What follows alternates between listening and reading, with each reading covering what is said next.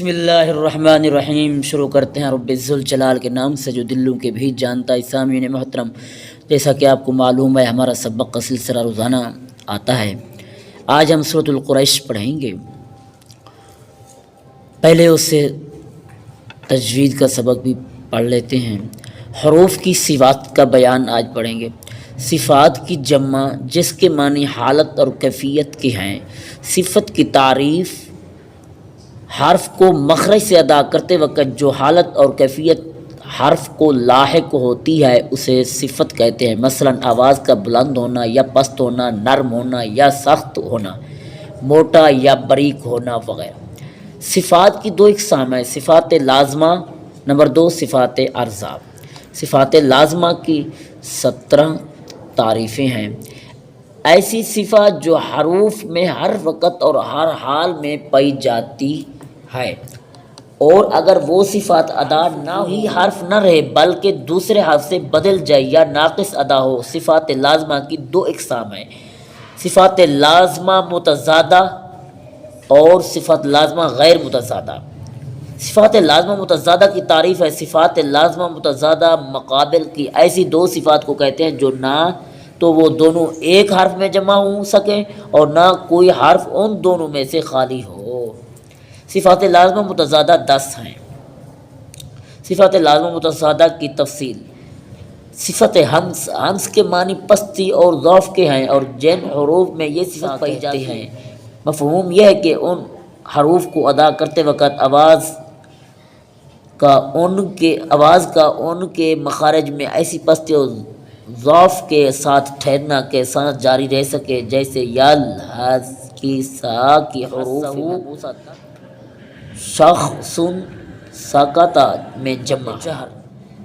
جہر کے معنی بلندی کے ہیں اور جن حروف میں یہ صفت پائی جاتی ہے انہیں مجہورہ کہتے ہیں۔ مفہوم یہ ہے کہ ان حروف کے ادا کرتے وقت آواز کا ان کے مخرج میں ایسی بلندی اور زور سے ٹھہرنا کہ سانس بند ہو جائے، جیسے کا سب کی با، اور یہ صفت حروف مموسہ کے سوا باقی 18 حروف پائی جاتی ہیں۔ صفت جہر صفت ہمس کی ضد ہے۔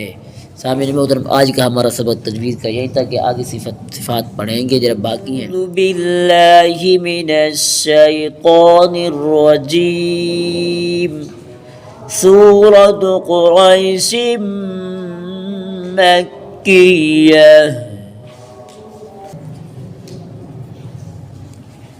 بسم اللہ الرحمن الرحیم۔ لإيلاف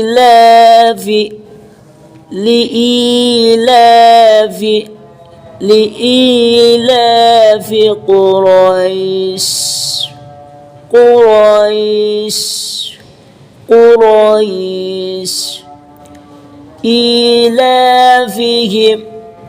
إيلافهم رحلة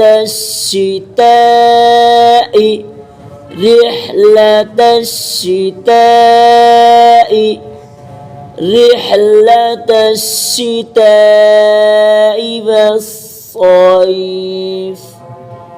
والصيف رحلة الشتاء والصيف فليعبدوا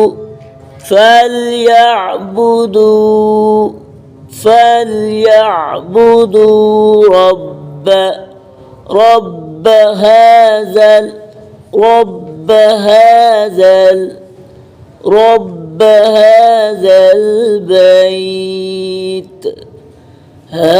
هذا البيت رب هذا البيت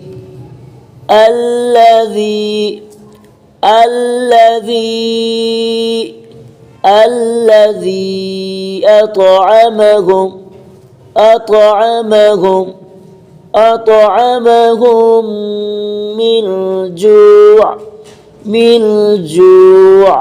من جوع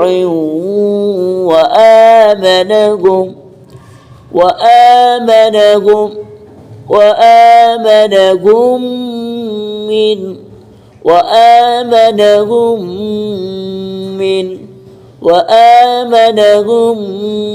من خوف من خوف لإيلاف قريش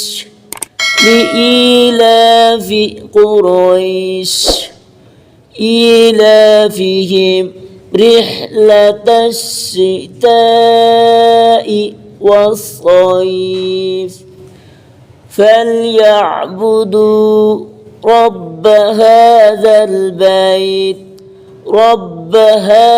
البيت الذي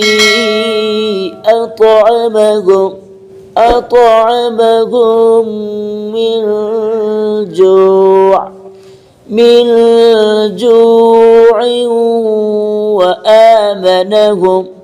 وآمنهم من خوف अल्लाहुल अज़ीम।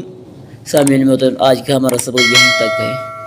जैसा कि आपको मालूम है कि हमारा सबक का सिलसिला रोज़ाना सूरत ब सूरत आती रहती है।